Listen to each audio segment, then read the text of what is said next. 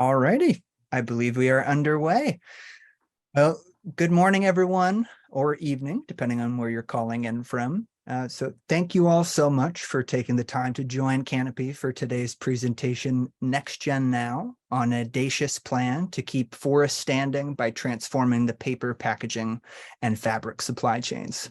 Today, you're going to hear more about Canopy's exciting vision to bring next generation solutions, such as recycled textiles, to commercial scale, and hear directly from some of our outstanding staff and partners about our work with producers to protect forests, tackle climate change, and improve their bottom lines. But before we do, a couple of quick housekeeping items. So a couple pieces. Where to find the link, if call-in numbers, if you're having issues with your audio, you can refer to the meeting chat for a link to local call-in numbers if your audio isn't working. If you're in need of tech support, please post in the Q&A function, which is down in the center of your screen. And in addition to that, throughout the webinar, feel free to type any questions into the Q&A feature of your Zoom toolbar, or you can use the thumbs up icon in the Q&A to upvote any questions that you'd like to have asked, and those with the most votes will be prioritized. And also, very importantly, for interpretation services, to enable Mandarin translation, you want to click Interpretation and the Webinars control, and then click the language that you would like to hear.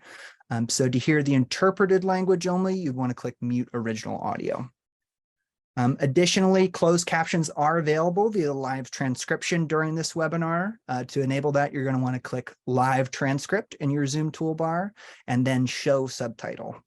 And lastly, this webinar is being recorded, and we will send around the recording and the slides with all the registrants via email once we wrap.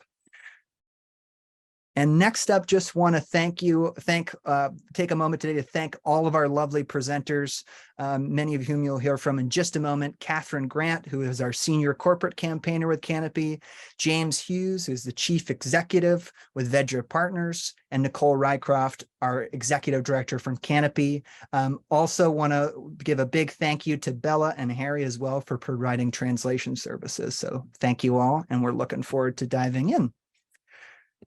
And with that, I want to turn it over to Canopy's Executive Director and Visionary, Nicole Rycroft, to talk about Canopy's audacious vision to transform our paper packaging and textile supply chains. Take it away, Nicole. Thanks so much, Jordan, and good morning, everybody. Good evening, depending on which part of the world you're joining us from. Thank you for joining us. I know it's a busy time of year.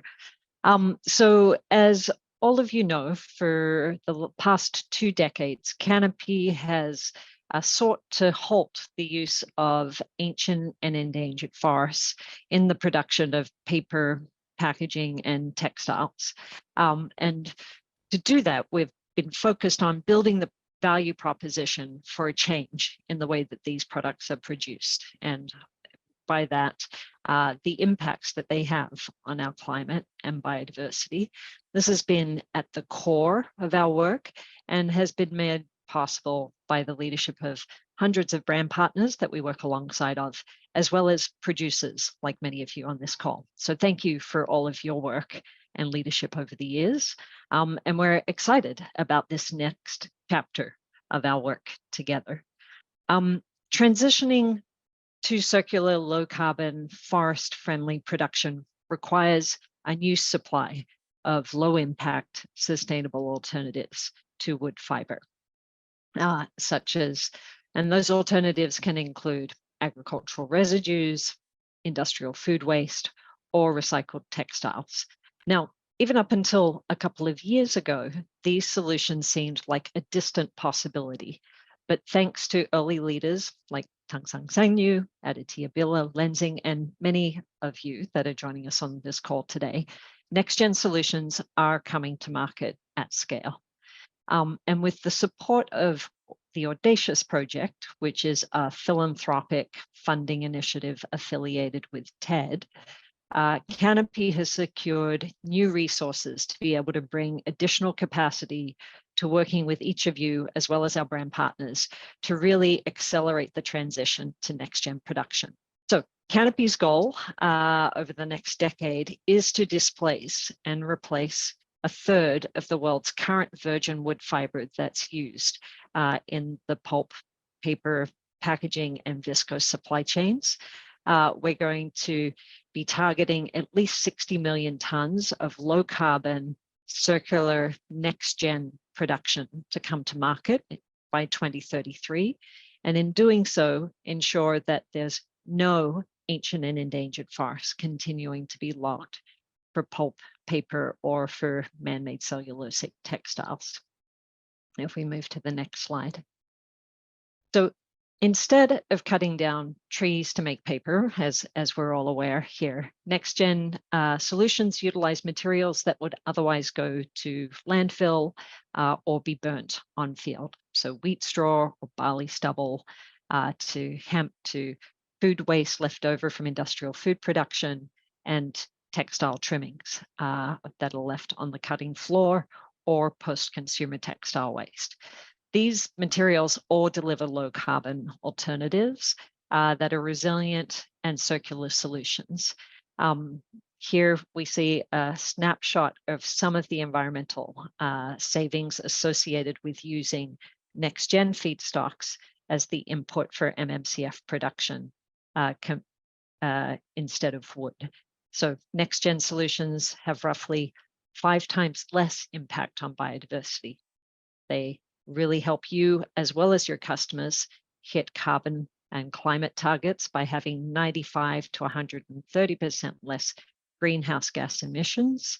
They have a significantly reduced impact on land use, up to 100%, and on average, carry 4 tons less carbon dioxide per ton of product than compared to a virgin wood fiber product.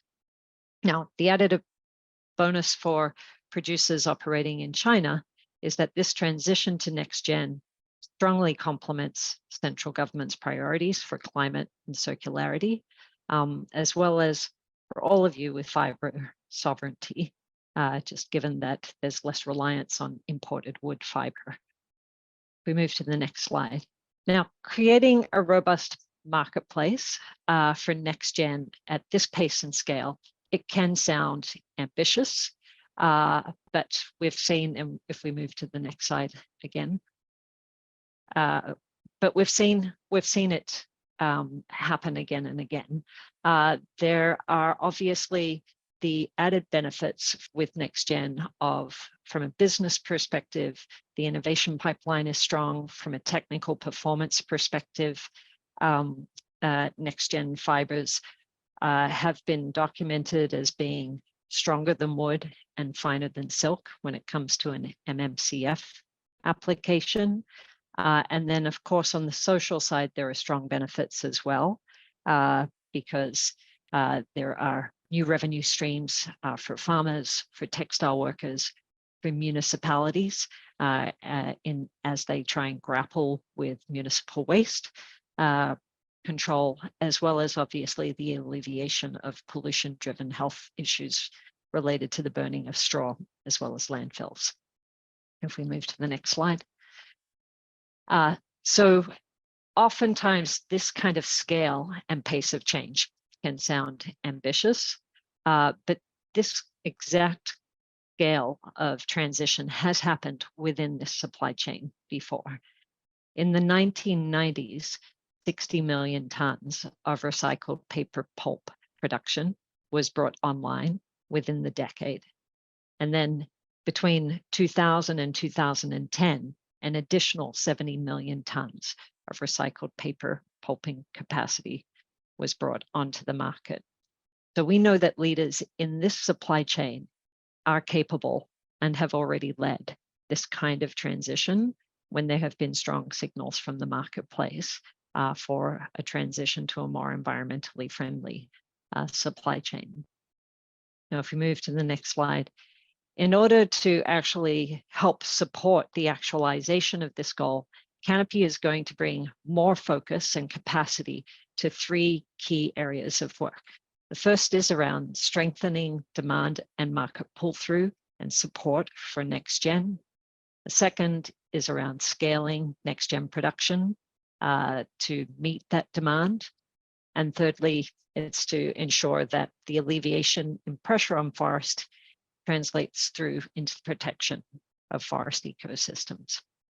So we'll do a bit of a deeper dive on each of these primary areas. So the first is focusing on market pull-through. So Canopy, as many of you will know, currently works with, in the man-made cellulosic supply chain, over 530 brands, representing just over $900 billion in combined annual revenues. Now we're going to continue working with our existing brand partners as well as new brand partners over the coming years to strengthen market demand for next-gen paper, packaging, and textiles, and to really help build the market conditions to support this transformation in the supply chain. We've already seen what market demand can do. I know my colleague Catherine will speak to the changes that all of you have spearhead within the Hot Button initiative and shifting your sourcing away from high carbon, high biodiversity, or ancient and endangered forests.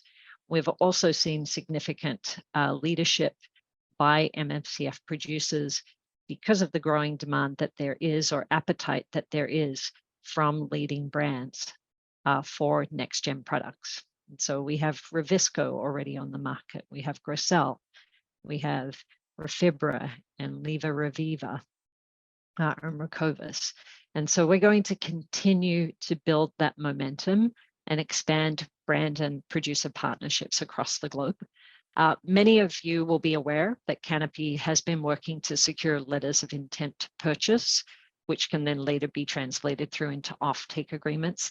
These letters have been critical in helping to spur the initial investment in next-gen production facilities. That was definitely the case with RenewCell. That is work that we're going to continue to do. To date, we have garnered more than 650,000 tons of volume, explicit volume in commitments for letters of intent to purchase. And that's work that we're going to continue to do with brands and producers. And we're going to systemize that into some kind of formal offtake registry to help facilitate and track offtake agreements more formally.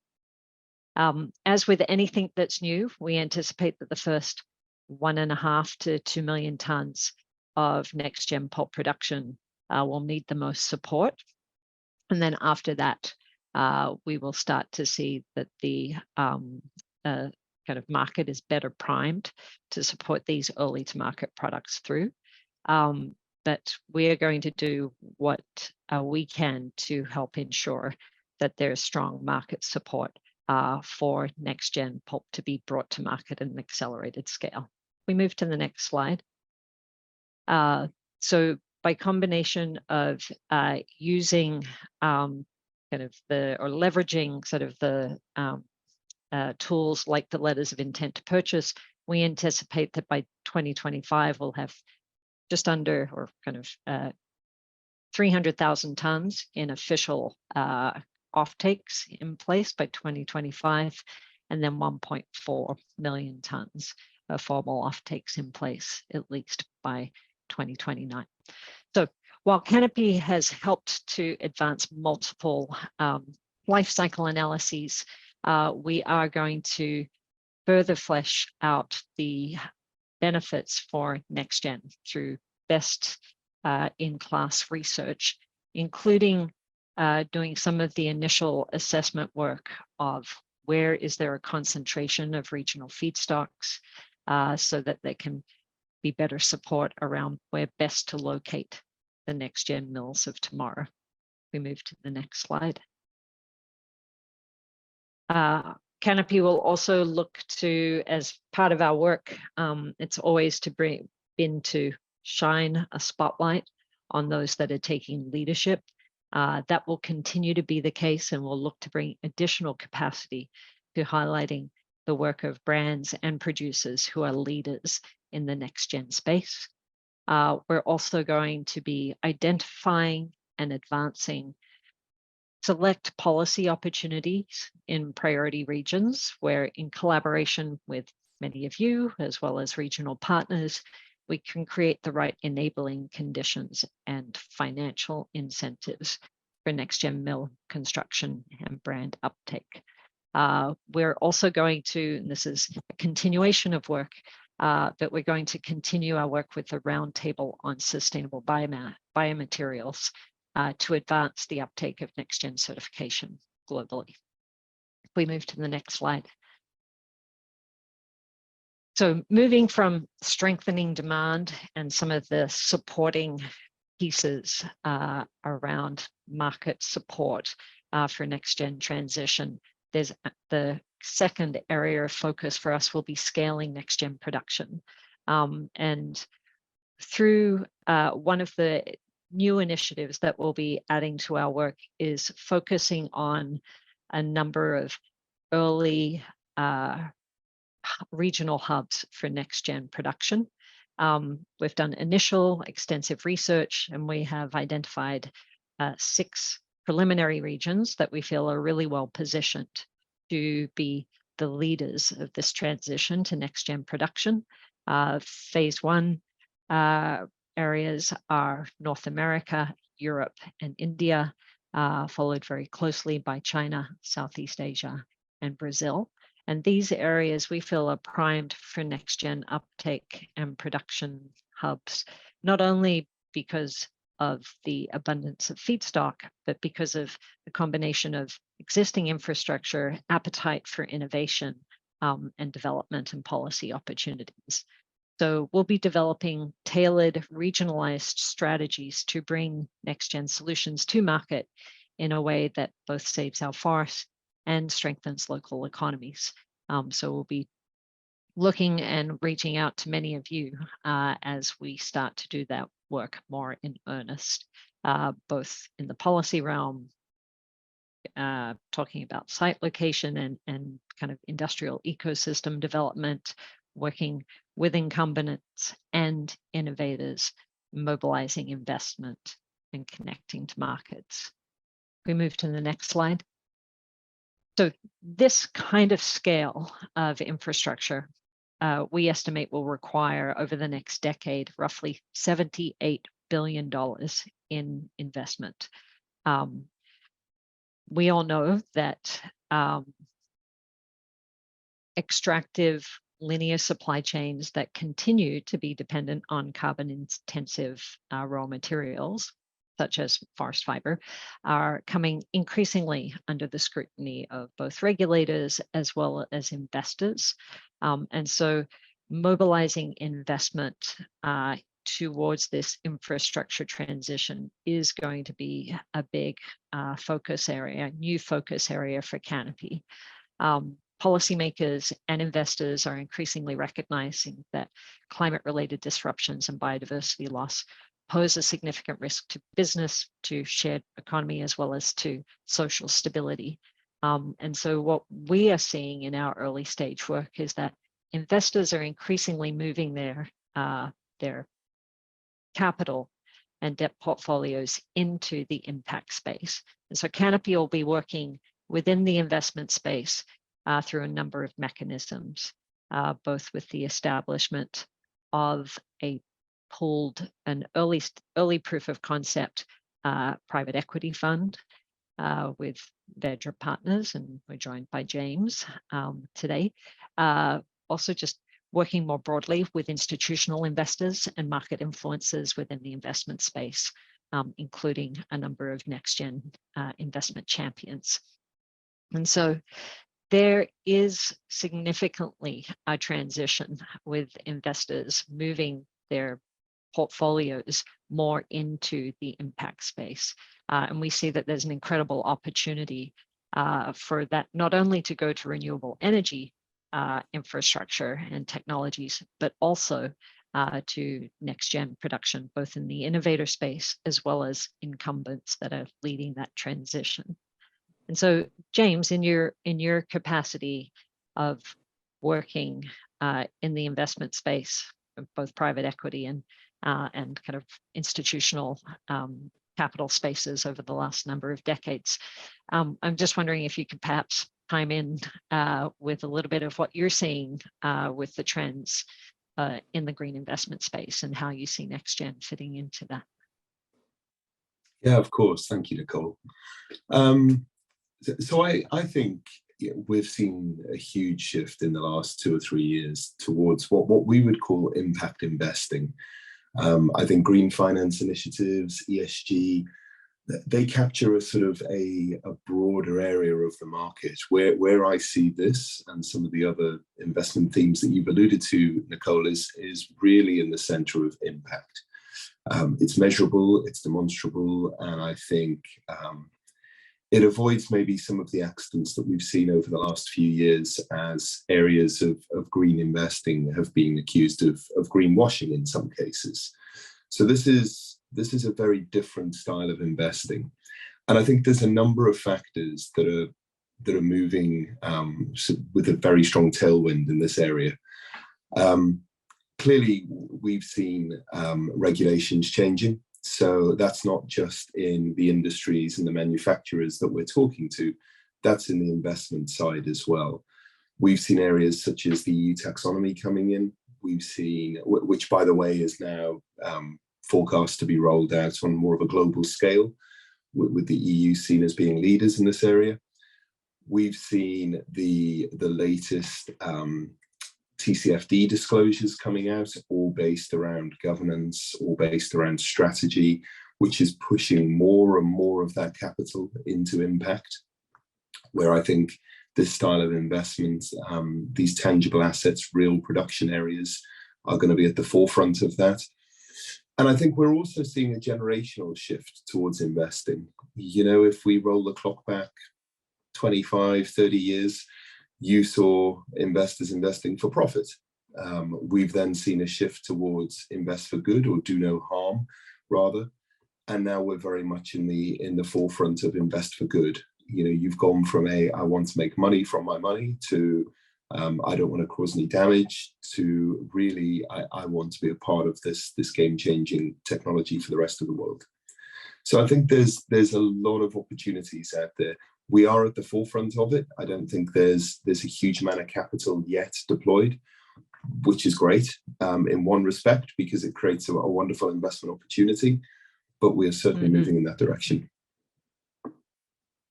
Very nice. Thanks, James.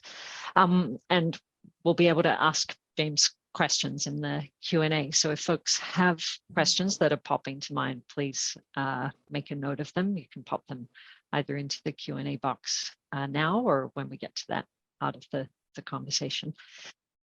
If we move to the next slide, obviously a big part of the work to scale NextGen production will actually be working to help all of you, as well as innovators, commercialize the technology. And, you know, our work with leading producers like yourselves has allowed us to bring some of the NextGen technologies that are currently available and best in class to pilot and to commercial scale. And we are confident that given the strong pipeline of NextGen innovators that we're working with, which includes 35 game-changing innovations, that the options both with externally developed technologies, as well as we know that many of you are doing in-house R&D, that there's going to be strong opportunities and choices for the transition and integration of NextGen production lines within both your existing facilities, as well as for any expansion of production. And so we'll be working to really help grow your market presence by helping to increase brand awareness of NextGen products.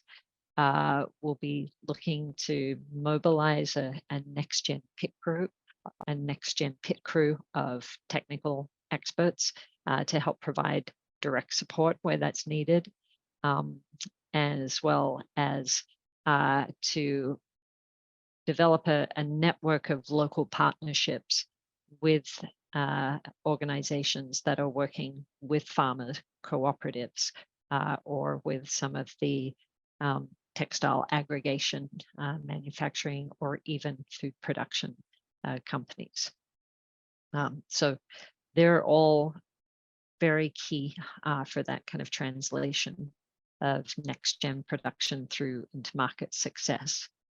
If we move to the next slide, of course, for Canopy as a solutions-driven NGO that's focused on protecting the world's forest ecosystems and our climate and biodiversity, we'll be working to ensure that as next-gen solutions replace virgin forest fiber, we can actually translate that alleviation in pressure on forests into formal forest protection and conservation. And of course, for us to achieve durable conservation, it needs to actually be socially durable for the communities that live in those regions. And so we'll build on existing work that we're already have in place in some regions of the world. We'll be building on that to support the transition and development of conservation-based economies in many of the world's important and key forest regions of the world. And that will also involve working with some of our brand partners to help mobilize investment into those key landscapes. We move to the next slide. Just to recap, we will be working to mobilize 60 million tons of next-gen pulp into production so that it can be integrated into MMCF and paper and packaging over the course of the next decade. We're anticipating that equates to roughly 200 mills, depending on capacity, with significant climate and biodiversity benefits for us all. Now, I know that next-gen is increasingly important as part of the hot button conversations. And so at this point, I'd like to hand over to my colleague, Catherine Grant, to talk a little bit about that. Thanks, Nicole. As most of you know, the hot button ranking is a tool developed by Canopy to help guide brands who wish to assess the forest-based raw material sourcing of man-made cellulosic fiber producers. Every year, we release a ranking that focuses on issues such as procurement decisions, risk of sourcing from ancient and endangered forests, transparency and traceability, and support for conservation. The ranking is designed to encourage continuous improvement each year through engagement with each individual producer. Section 3 of the hot button focuses specifically on what actions producers are taking to develop and scale next generation fiber solutions. In section 3 of the hot button, we assess 4 buckets of work. The first is early partnerships with innovators and others. The second is research and development. Third, scaling up products so that they become commercially available. And 4, supporting the vision for next generation MMCF through public messaging, targets, and commitments to purchase. All in all, section 3 of the hot button represents about a quarter of all buttons or points available every year for a total of 11 buttons. The reason for this is that scaling up next-gen MMCF when it displaces the use of wood fiber is one critical pathway to reducing pressure on ancient and endangered forests in particular, and all forests in general, as Nicole has spoken to. One interesting trend that we've seen in the hot button year over year is a steady increase in the buttons earned in section 3, the next generation section. When I started at Canopy about 5 years ago, very few MMCF producers were earning multiple buttons in this section. However, now almost all of the producers that we work with have our research and development projects in place and have developed plans to incorporate next generation fibers into their products. Next slide, please. We've been very excited to see the rapid uptake of next generation solutions in the Chinese market in particular. Nicole's already mentioned Tangsan Sanyo, who was an earlier adopter of next gen. They started working with the Swedish fashion recycling innovator Renewcell in 2019. In 2020, Sanyo announced its intention to purchase commercial quantities of the post-consumer recycled pulp, which was the first in the sector. Since then, several other Chinese man-made cellulosic fiber producers have also launched research and development programs into next generation. And we are now very lucky to have several China-made next-gen products on the market. In addition to Sanyo's staple fiber, Revisco, we also have Yibin Grace's filament yarn, Regracell, Xingsheng Chemical Fibers filament yarn, EcoBailu, and Sattery's staple fiber, Phoenix. And there are also a few that are close to market. Jilin Chemical Fiber, Ace Green Eco Material, and China Textile Academy are following in the others' footsteps, are close to being there as well. Chinese government initiatives, such as ambitious carbon reduction targets under the 14th five-year plan, and the initiative to recycle 25% of its textile waste by 2020, create enabling conditions for the development of next generation solutions in the country. We recently attended the CCF Viscous Forum in Hangzhou and also heard about exciting new projects developed by producers in collaboration with the CV to use recycled hotel linens in MMCF, and also about the potential for a grass species that could be grown on depleted lands and used as a replacement to wood fiber. We're really excited to see what will come next. And to close us out, I'll pass the next slide over to my colleague, Jordan. Thank you very much, Kath, and thank you to our lovely presenters. So as you can clearly hear, manufacturing is shifting very quickly in order to help to adapt to many of the challenges of today, be it environmental or economic. And the dissolving pulp and the MMCF fiber industry in China, we feel, is uniquely positioned to set themselves up as a leader while also securing a domestic fiber source. So really cannot express enough the excitement that we feel in this space, and have a number of new tools in the toolbox to help producers within China shift their operations toward next gen at a clip that is commensurate with both our climate and biodiversity crises. So as we've discussed, one key tool is the offtakes registry. This is a platform that Canopy is looking to put together to help to facilitate the sale of next-gen materials across the full spectrum of the supply chain. The next-gen pit crew to provide direct technical assistance as folks try to troubleshoot new materials. We are available, have a team available, or will have a team available to provide that direct technical assistance that you may need.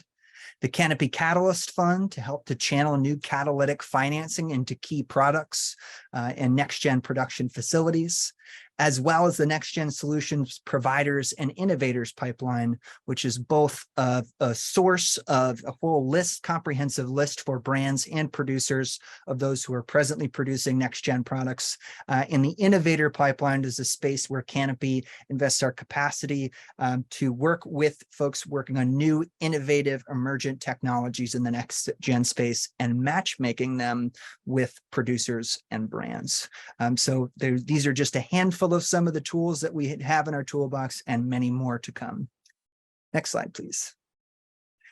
So with that, again, I want to thank you all for your time and for your consideration, and very excited now to move into a question and answer session with our lovely panelists.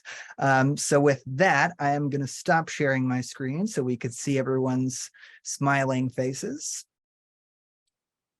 Fantastic. Well, good to see everybody again. And a friendly reminder to folks in the audience, please feel free, if you have any questions, you can enter them into the Q&A function on the bottom of your screen.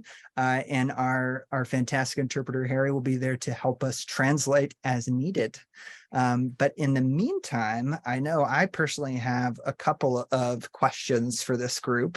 I think at the highest level, curious to hear, and maybe James, perhaps you can kick us off, is, how does reliance on conventional forest fibers create risk for companies? Well, I think, you could categorize risk and I'm sure Nicole will add to this as well. You can categorize risk in a number of different ways. I think if you're looking for conventional capital to grow your business, to invest in new markets, to do M&A, etc., I think you're going to find it over the next few years much harder to get hold of that capital. I think whether that comes in the form of debt or equity, it's going to be a lot harder for people to source from conventional methods, because the shift on the investment side, the shift is very much towards impact. And in order to do that, and report effectively, you need to understand very well the businesses you're investing in. So those investing in old economy, those investing in areas where there are known to be significant pollutants, I think is going to be a lot harder to source that level of capital. So it really does create a financial risk burden for these companies. Absolutely. Well said, James. Nicole or Kath, anything to add?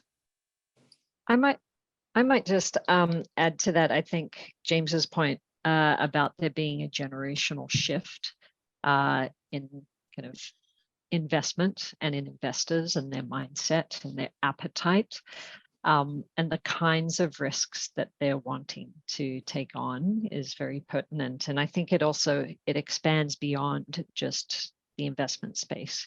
I think in terms of a continued reliance on solely on forest fiber, it presents risk just in terms of the shifting market expectation and requirements that there are for lower carbon circular products and materials for brands to be able to make their products from, as well as the changing regulatory landscape, which James also mentioned earlier on, which I think is, we're seeing it most robustly at this point implemented within the EU with the raft of different legislation that they're currently rolling out, which, will increasingly prohibit market access when you kind of match that with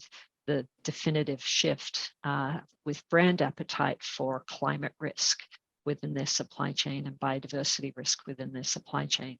I think from a producer risk perspective, that kind of market share and access piece becomes even more pertinent. And then, as we're seeing at the moment with the impacts of climate change, there's an increased incident of forest fiber being burnt, or forests being burnt around the world. And so in terms of reliable, sustainable access to fiber, as countries increasingly look at nature-based solutions and protecting forests so that they can meet their national climate commitments, as well as just the pressures and disruptions that there are happening within forest ecosystems with an increased prevalence of forest fiber, then a diversified fiber basket, I think, is increasingly important for producers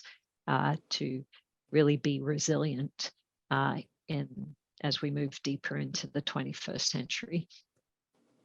Absolutely. I think that risk and resilience seem to be very common buzzwords out in the investment space. So well said, Nicole and James. bring it out a little bit further to some of the tools that Canopy presently uses. So we mentioned some of the tools in the toolbox. We've mentioned some of the ways that we assess producers in our hot button report. But curious to hear from this group. Nicole, maybe you can kick us off here. And what are some of the key tools that Canopy uses right now to drive brand demand for next gen? Well, I would say that the marketplace and brands have an increasing appetite for circularity. And so our work with brands is really a deep partnership with them to help support them meet their sustainability goals and targets. And that is increasingly manifesting with brands looking for, and I think over the course of the foreseeable future, over the next couple of years, it'll be increasingly requiring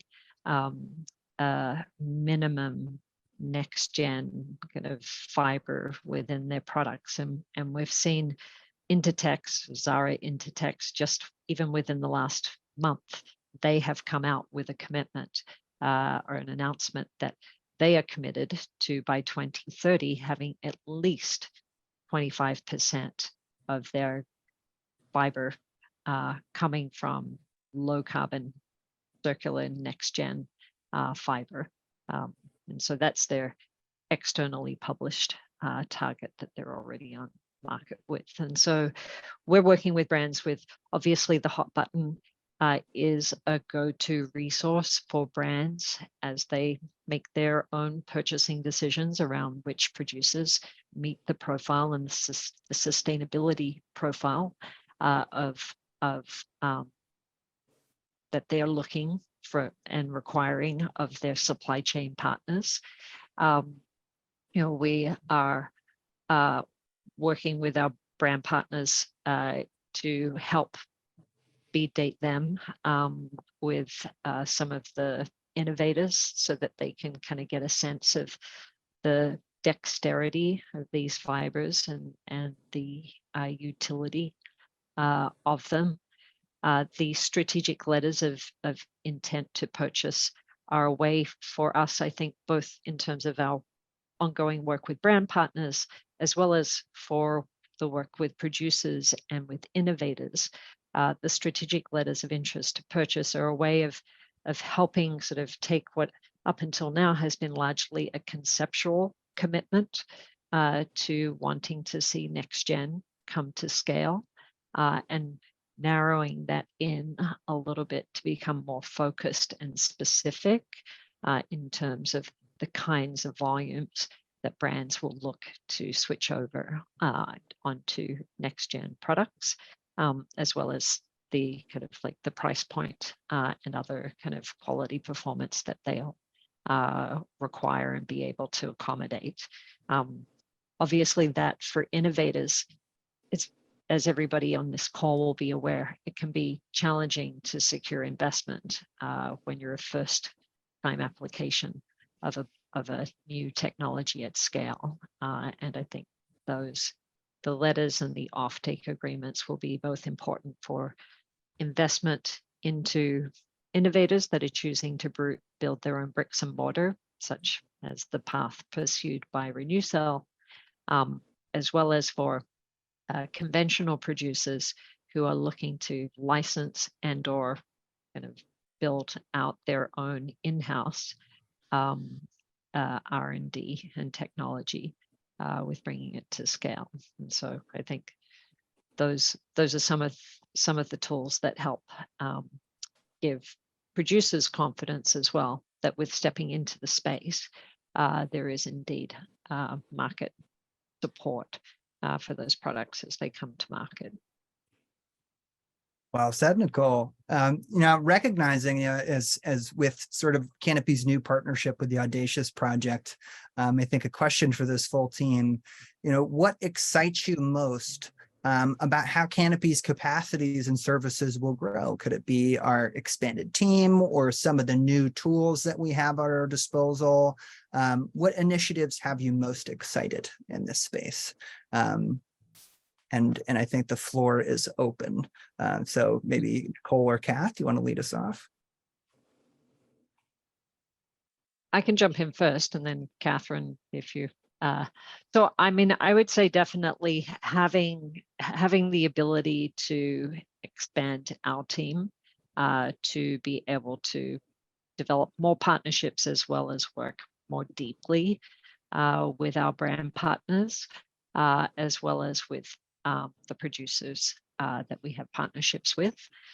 That's really important for us, as well as to be able to start to do some of these additional elements, especially around bringing focused capacity and time to the development of these regional hubs, because industrial ecosystems require focus to be able to be built out, the mobilization of investment that's required for them, the kind of working with conventional producers that are on the ground, as well as innovators, as well as the farmers and the waste disposal and recycling systems, political decision makers to really create the system for successful kind of scaling and an adoption. And so I think that's an area that we're very excited to be able to bring more focus.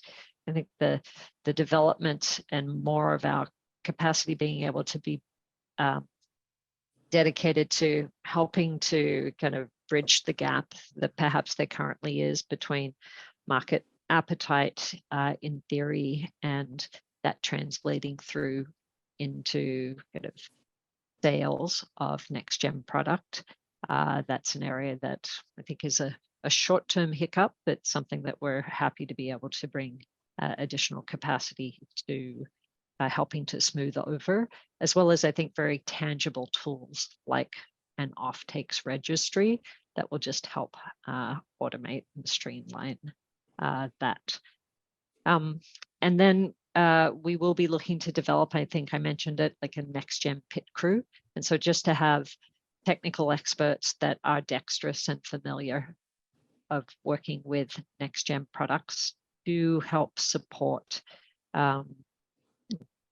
conventional producers in integrating next gen feedstocks into mills. It feels something that will bring value. Certainly feels valuable on my end.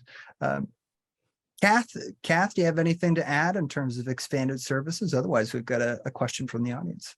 Yeah, I think I just add that we know that China has a very important role to play regarding next gen, and so we will be doing what we can to work more closely with our Chinese partners, and including a trip to Shanghai to go to the Yarn Expo next month.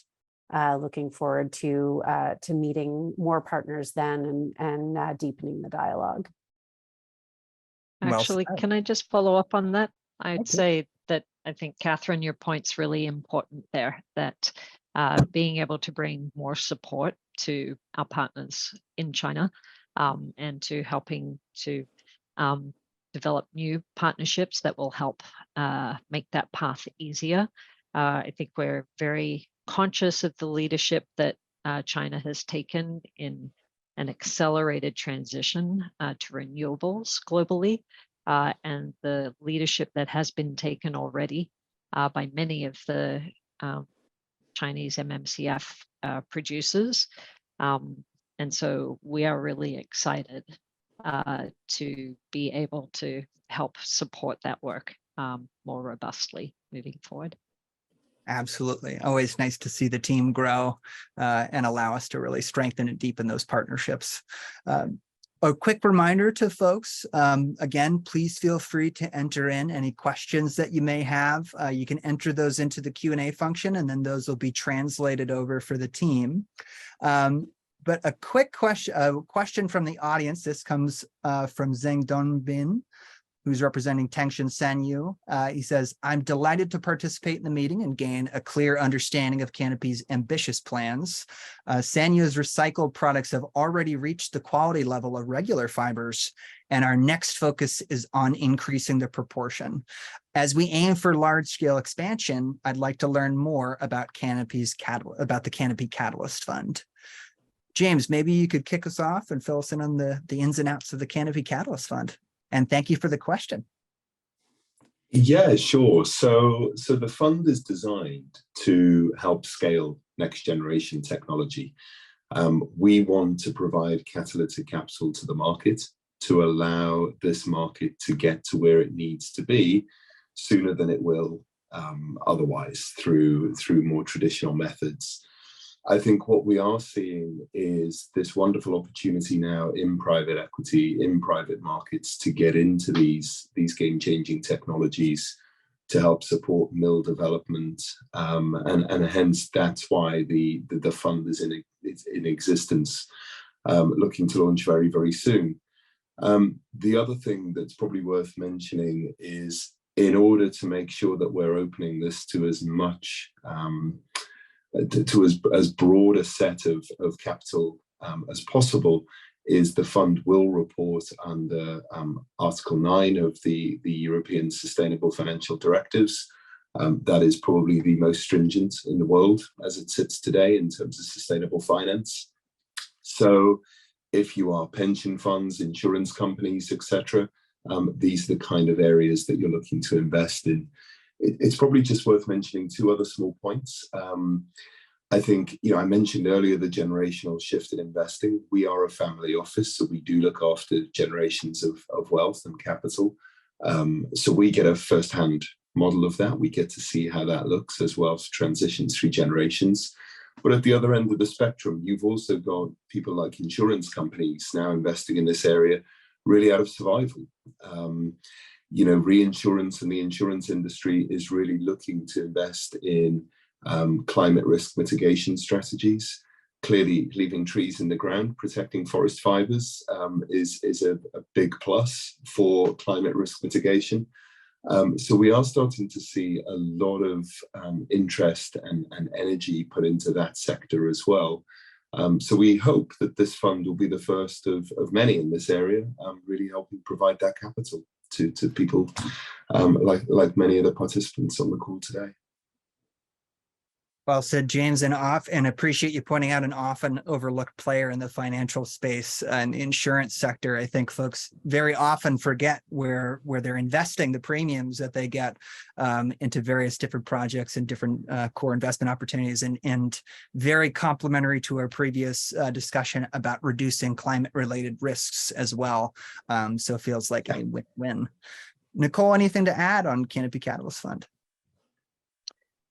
No, I think James covered it really well. I think really what we're looking to do is create a early market vehicle to mobilize the kind of scale of investment that's required to accelerate production of next-gen solutions.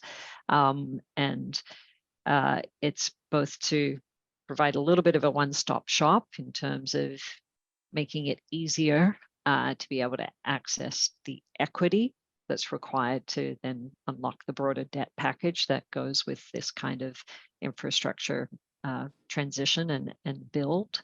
But it's also, so that's kind of one purpose of it. The other purpose is to showcase and to send a signal to other investors, large institutional investors in particular within the space, around how competitive investment within NextGen actually is. Understood. And in terms of, I think a little bit more clarity here in how can these funds be leveraged specifically to assist Chinese producers? How could they directly benefit from the efforts that we're conducting around the Canopy Catalyst Fund and some of these funds we're driving forward? Do you want me to take that, Nicole? Shall I? Okay. Sure. So look, as any investment fund, we're currently looking at a portfolio of companies which we'll be adding to over the next 3 to 5 years. This is a private market vehicle, so clearly we'll be investing in companies that are today not listed. There will be other mechanisms for people to seek financing if they are listed companies. So this is really an investment deployment period of 3 to 5 years. So we will be building up our our portfolio of potential companies to invest in, and reaching out to people through a variety of different routes and mechanisms. Clearly, if anybody does want to get in touch with us after this call, I think you have, Jordan, everybody's contact details to be able to share. We're very happy to speak to individuals and to review what's going on. But I think, as I said earlier, with the deployment of capital now coming from major institutions towards impact investing, anybody that's investing in private markets, which are typically 10-year, 12-year investments, you will see a greater transition towards impact because people are getting increasingly concerned about what they're investing in these markets. Absolutely. Well, thank you again, Mr. Zhang, for the wonderful question. In speaking about more of the accelerating production to really meet demand, Catherine, I was hoping that you could speak a little bit more to when producers can expect a more robust supply of high quality next gen pulp. And that's both, I think, both internationally, globally, and domestically as well, if you're able to. I'm actually going to have to turn that back to you, possibly. Oh, I think, gladly. yeah, if you don't mind. I think you have the more details on that. Yeah, absolutely. I think speaking particularly domestically, within China, especially as I've mentioned, I think Canopy really recognizing that China is really a major powerhouse in the textile production space. I think accounting for roughly, 70% or so of production overall. Really seeing a core opportunity for China to both expand next-gen production, meet their very ambitious climate goals, as well as provide a product that's very much so in demand. As Nicole alluded to, we've seen over 650,000 tons of letters of interest to purchase, and continuing groundswell of demand as regulations continue to bear down on companies. And then also, I think, very much so heartened by some of the efforts happening domestically within China, in particular, sort of the Chinese officials seeking to increase the country's recycling capability, creating a more robust textile recycling system by 2025, I think is especially heartening, especially to see a goal of recycling 25% of all of its textile waste, where in this case, that could produce roughly 2 million tons of recycled fiber production by 2025. So I think extremely heartened. I think that all signs are pointing toward a very prosperous future for next gen. And then I think more broadly, curious, I was going to say, Nicole, would love to hear more of your perspective in terms of sort of the key potential out there.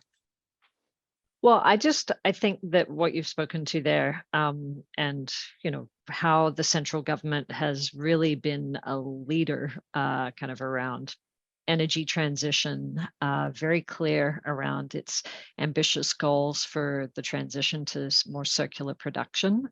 I think those really bode and position the industry and production within China very well to be at the forefront of this globally. And I think we've seen it in other spaces, right? Like China has really been at the forefront of the transition to renewables with solar and wind production at scale, with the development of batteries for the transportation transition.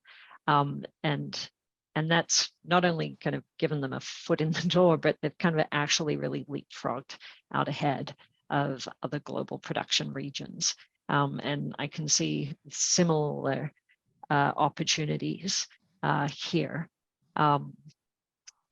Both, and obviously, there's the benefits of securing more kind of domestic feedstock, which is obviously has a number of benefits, as well as the securing of market share as the international market and increasingly kind of regional market is transitioning and looking for low carbon, low impact, more circular products.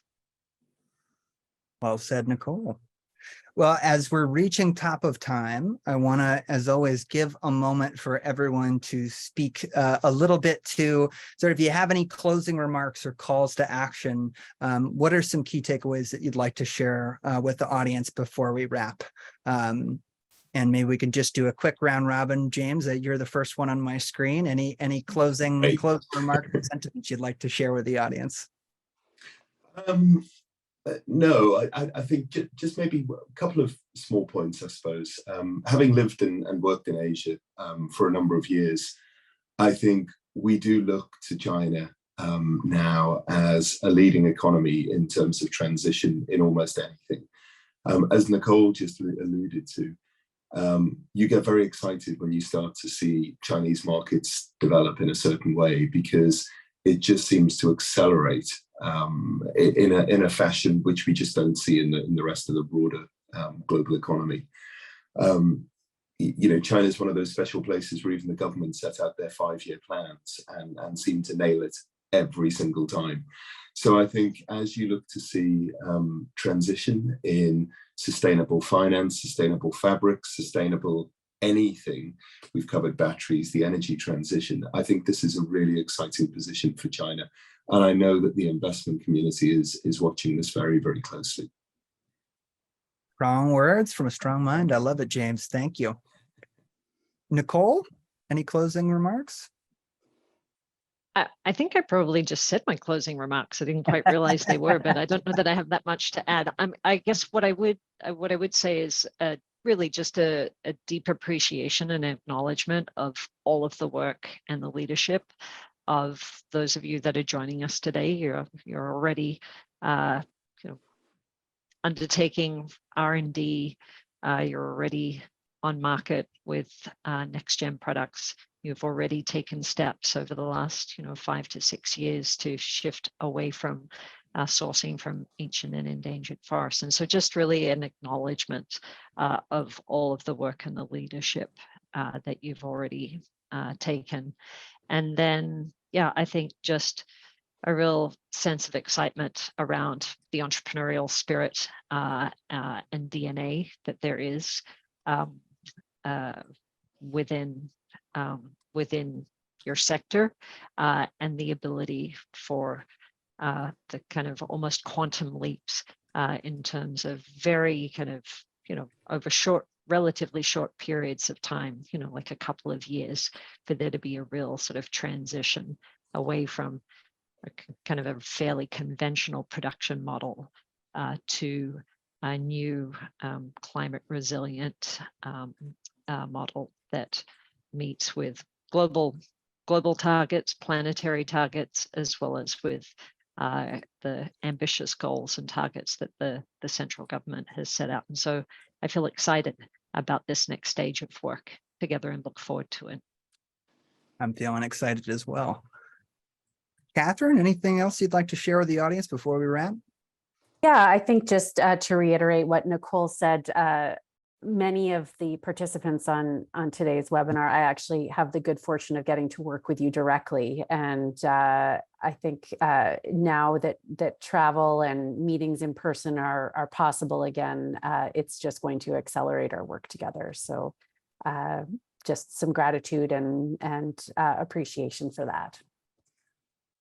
Very well said all around. With that, I want to thank you all for joining us today. As I think you all have clearly heard, regulatory landscapes are shifting, consumer habits, brand buying patterns, investor strategies are shifting, I think, to match the challenge of the day, which is really to both tackle the climate change, the biodiversity crises, whilst also growing and stewarding our businesses.